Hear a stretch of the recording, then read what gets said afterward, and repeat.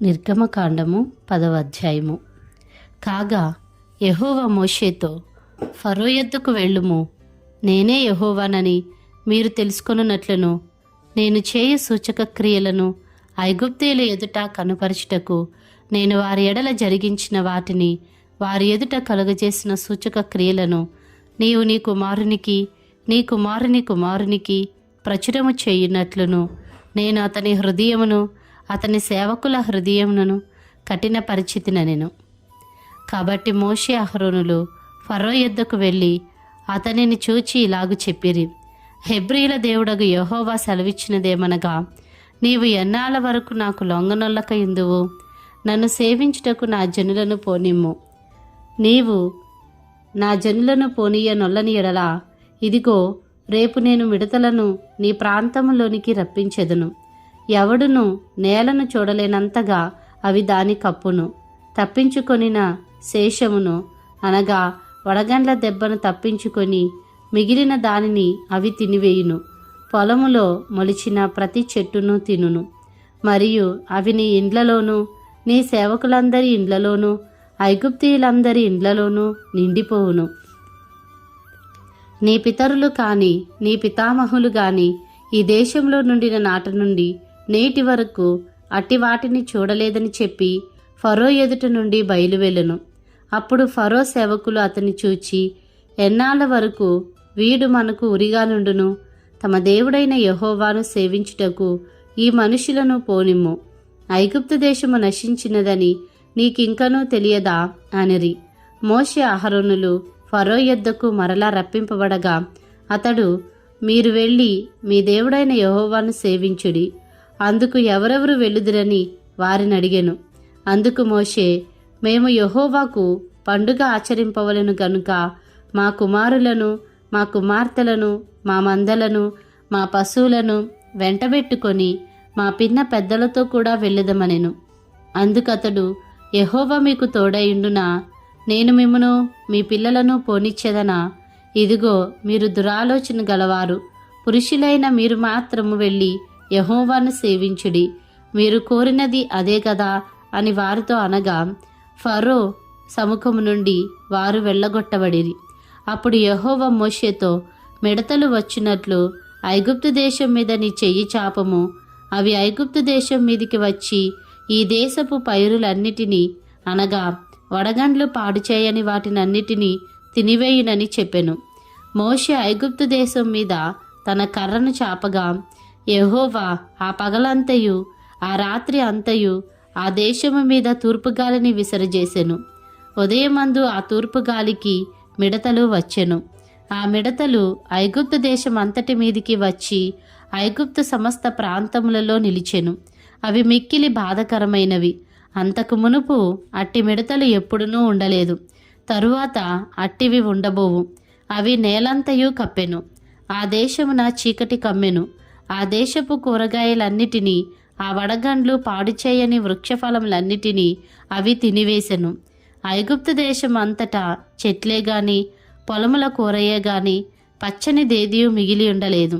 కాబట్టి ఫరో మోషే అహరోనులను త్వరగా పిలిపించి, నేను మీ దేవుడైన యెహోవా ఎడలను మీ ఎడలను పాపము చేసి తిని, మీరు దయచేసి ఈసారి మాత్రమే నా పాపము క్షమించి నా మీద నుండి ఈ చావు మాత్రము తొలగించుమని మీ దేవుడైన యెహోవాను వేడుకొనుడనగా, అతడు ఫరో యొద్ద నుండి బయలువెళ్ళి యెహోవాను వేడుకొనెను.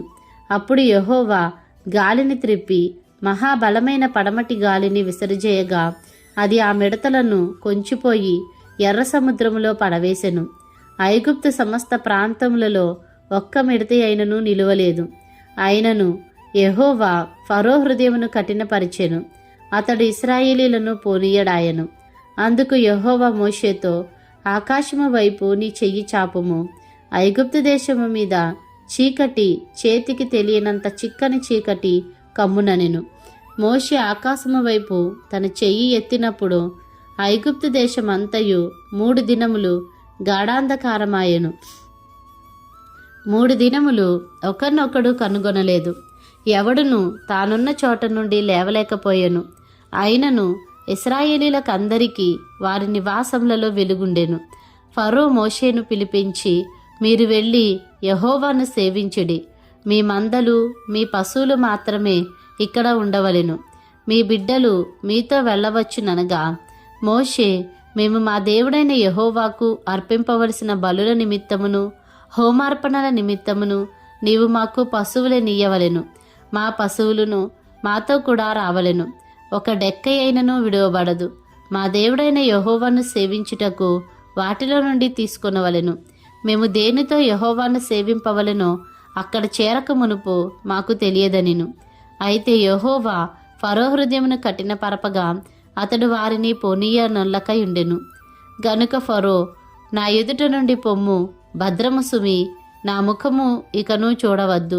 నీవు నా ముఖమును చూచు దినమున మరణమవుదువని అతనితో చెప్పెను. అందుకు మోషే, నీవన్నది సరి, నేనికను నీ ముఖము చూడనెను.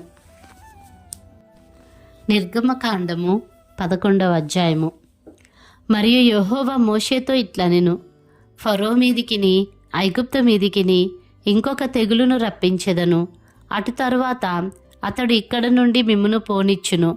అతడు మిమ్మును పోనిచ్చినప్పుడు అక్కడ నుండి మిమ్మును బొత్తిగా వెళ్ళగొట్టును. కాబట్టి తన చెలికాని యొద్ద ప్రతి పురుషుడును, తన చెలికత్తె యొద్ద ప్రతి స్త్రీయును వెండి నగలను బంగారు నగలను అడిగి తీసుకొనుడని ప్రజలతో చెప్పుము. యెహోవా ప్రజల ఎడల ఐగుప్తీయులకు కటాక్షము కలుగజేసెను.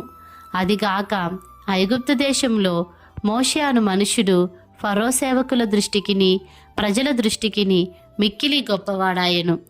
మోషే ఫరోతో ఇట్లనెను, యెహోవా సెలవిచ్చినదేమనగా, మధ్యరాత్రి నేను ఐగుప్తు దేశంలోనికి బయలువెళ్ళెదను. అప్పుడు సింహాసనం మీద కూర్చున్న ఫరో తొలిపిల్ల మొదలుకొని తిరగలి విసురు దాని తొలిపిల్ల వరకు ఐగుప్తు దేశమందలి తొలిపిల్లలందరూ చచ్చెదరు. జంతువులలోనూ తొలిపిల్లలన్నీ చచ్చును. అప్పుడు ఐగుప్తు దేశం అందంతటా మహాఘోష పుట్టును. అట్టి ఘోష అంతకు ముందు పుట్టలేదు, అట్టిది ఇక మీదట పుట్టదు. యెహోవా ఐగుప్తీయులను ఇశ్రాయేలీలను వేరుపరచునని మీకు తెలియబడినట్లు మనుషుల మీద గాని జంతువుల మీద గాని ఇశ్రాయేలీలలో ఎవరి మీదనైనను ఒక కుక్కయు తన నాలుక ఆడించదు. అప్పుడు నీ సేవకులైన వీరందరూ నా యొద్దకు వచ్చి నాకు నమస్కారము చేసి, నీవును నిన్ను ఆశ్రయించిన ఈ ప్రజలందరూ బయలువెళ్ళుడని చెప్పుదురు. ఆ తరువాత నేను వెళ్ళుదునెను. మోషే అలాగు చెప్పి ఫరో యొద్ద నుండి అత్యాగ్రహముతో వెళ్ళిపోయెను.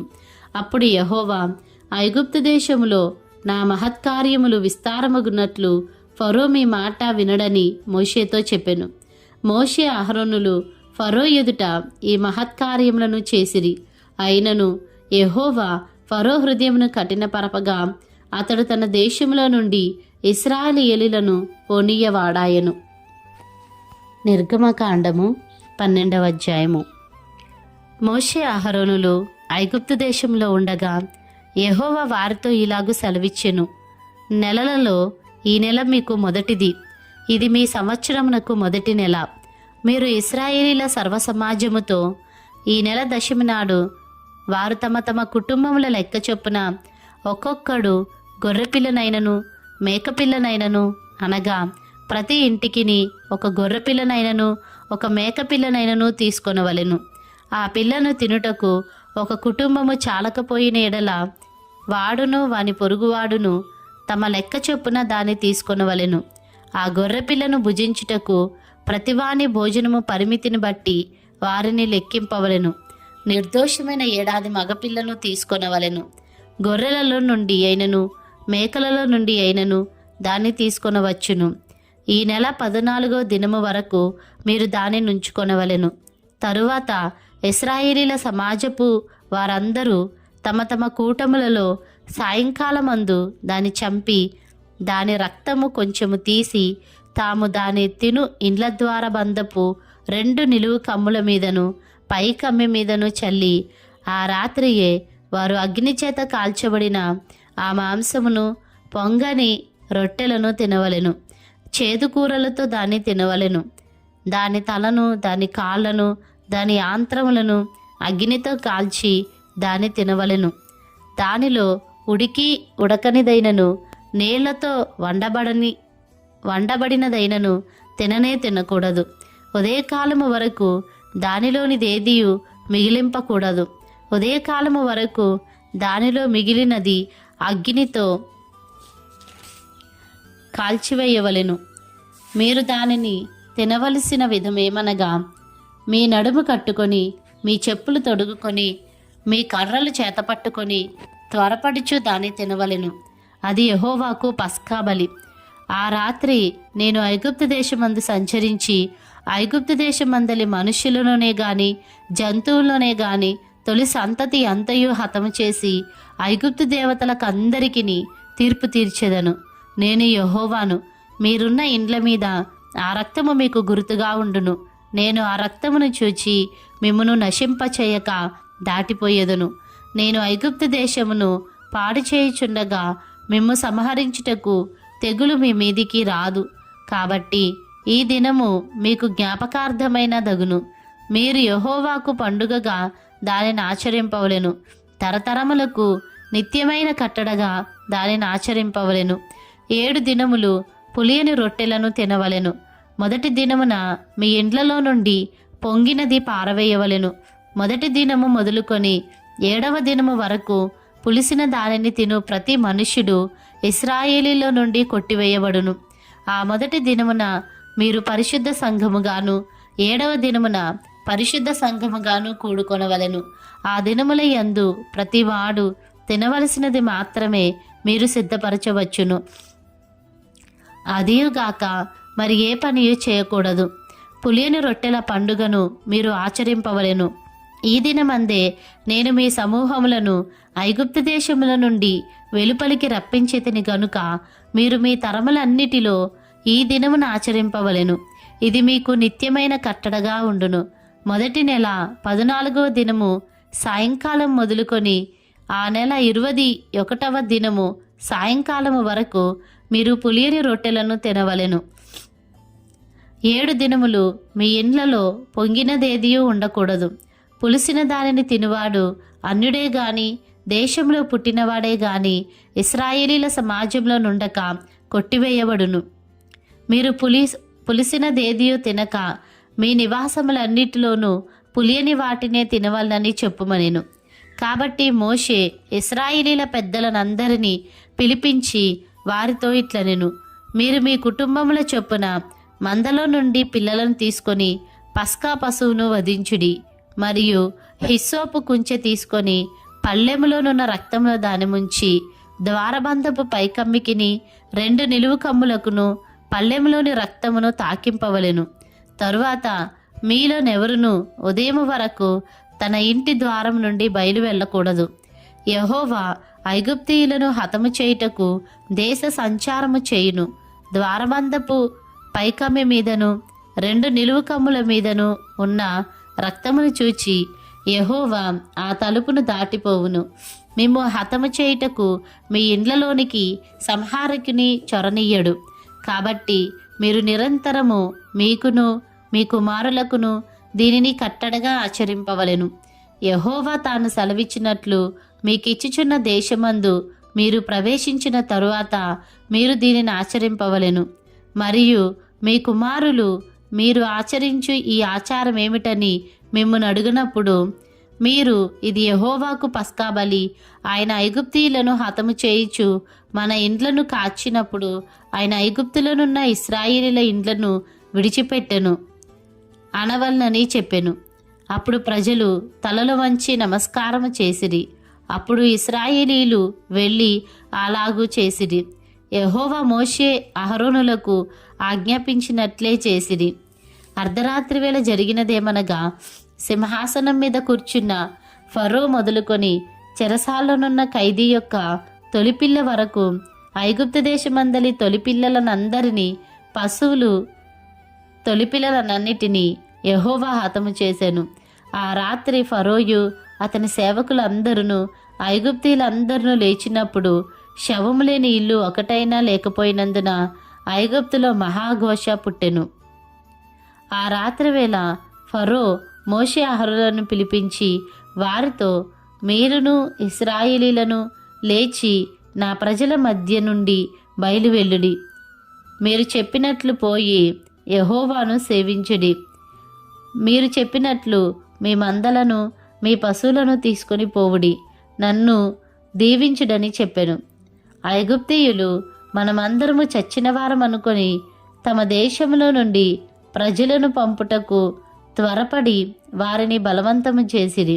కాబట్టి ప్రజలు తమ పిండి ముద్ద తీసుకొని అది పులియక మునిపే పిండి పిసుకు తొట్లలో దానిని మూట కట్టుకొని తమ భుజముల మీద పెట్టుకొని పోయిరి. ఇశ్రాయేలీలు మోషే మాట చొప్పున చేసి ఐగుప్తీయుల యొద్ద వెండి నగలను, బంగారు నగలను, వస్త్రములను అడిగి తీసుకొనిరి. యెహోవా ప్రజలేడల ఐగుప్తీయులకు కటాక్షము కలుగజేసెను గనుక వారు వారికి కావలసిన వాటిని ఇచ్చిరి. అట్లు వారు ఐగుప్తీయులను దోచుకొనిరి. అప్పుడు ఇశ్రాయేలీలు రామసేతు నుండి సుక్కోతుకు ప్రయాణమైపోయిరి. వారు పిల్లలుగాక కాల్బలము 6,00,000 వీరులు, అనేకులైన అన్యజనుల సమూహమును, గొర్రెలు, ఎద్దులు మొదలైన పశువుల గొప్ప మందయును వారితో కూడా బయలుదేరెను. వారు ఐగుప్తుల నుండి తెచ్చిన పిండి ముద్దతో పొంగని రొట్టెలు చేసి కాల్చిరి. వారు ఐగుప్తుల నుండి వెళ్ళగొట్టబడి తడవు చేయలేకపోయిరి గనుక అది పులిసి ఉండలేదు. వారు తమ కొరకు వేరొక ఆహారమును సిద్ధపరచుకొని ఉండలేదు. ఇశ్రాయేలీలు ఐగుప్తులో నివసించిన కాలము 430 సంవత్సరములు. ఆ 430 సంవత్సరములు గడిచిన తరువాత జరిగినదేమనగా, ఆ దినమందే యెహోవా సేనలన్నీయు ఐగుప్తు దేశముల నుండి బయలుదేరిపోయెను. ఆయన ఐగుప్తు దేశంలో నుండి వారిని బయటికి రప్పించిన అందుకు ఇది యెహోవాకు ఆచరింపదగిన రాత్రి. ఇశ్రాయేలీలందరూ తమ తమ తరములలో యెహోవాకు ఆచరింపదగిన రాత్రి ఇదే.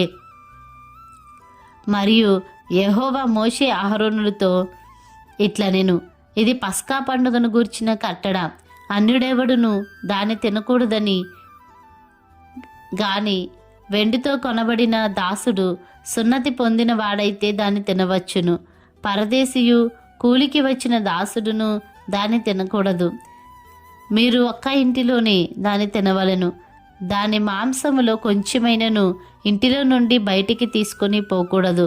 దానిలో ఒక్క ఎముకనైనను మీరు విరవకూడదు.